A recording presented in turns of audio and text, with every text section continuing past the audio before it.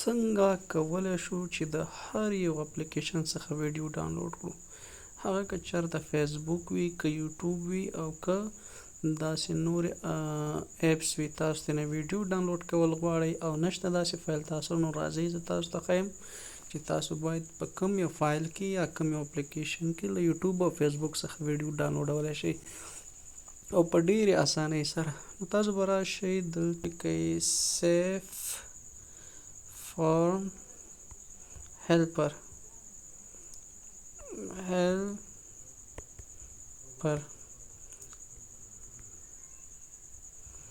ډاټ فاصله اے پی کې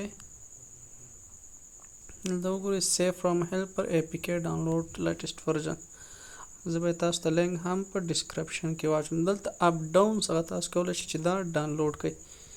په دې به کلیک وکړئ.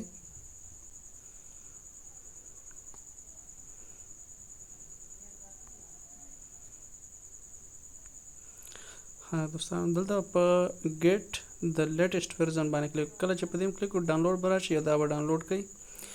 دلته به راشي اپلیکیشن به خلاص کړئ سیف فرام هیلپر. دغه اپلیکیشن ده، ما به کې اوس ویډیو روانه کړې ده، تاسو کتلی شئ چې ډاونلوډېږي.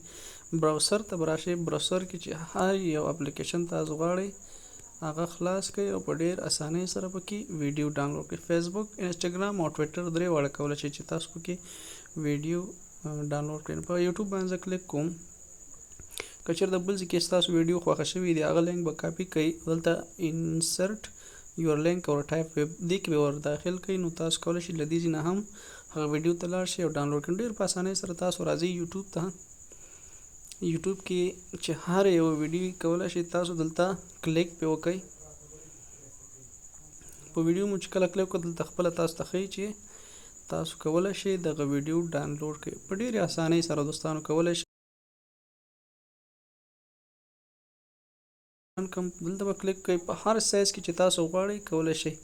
په 360 سایز کې هم ډاونلوډ، په MP3 کې هم تاسو MP3 سایز یعنې آډیو سایز کې هم تاسو ډاونلوډولی شئ، او په فول سکرین چې څومره سایز دی لري پوره دغه ویډیو په دې سایز کې هم تاسو ډاونلوډولی شئ. په ډاونلوډ به کلیک وکړئ. کله مو چې په ډاونلوډ کلیک وکړل د مای فایل ته به راشئ. دلته تاسو ته هغه ویډیو ښیي کومه چې تاسو ډاونلوډوئ. د فلحال ما یو ویډیو شروع کړی چې د سپلایانو په باره کې دغه ډاونلوډوم. نو ډېر ښایسته اپلیکیشن ده او د هر یو اپلیکیشن ویډیو تاسو کولی شئ په دې کې ډاونلوډ کړئ، که هغه ټیک ټاک وي، که هغه یوټیوب وي، که هغه فیسبوک وي. نو تاسو زما د یوټیوب چینل سره ضرور سبسکرایب کړئ. ټلیګرام چینل ته هم راشئ او واتساپ ګروپ ته هم راشئ. تاسو کولی شئ دغسې ښایسته ښایسته ویډیوګان نورې هم ترلاسه کړئ.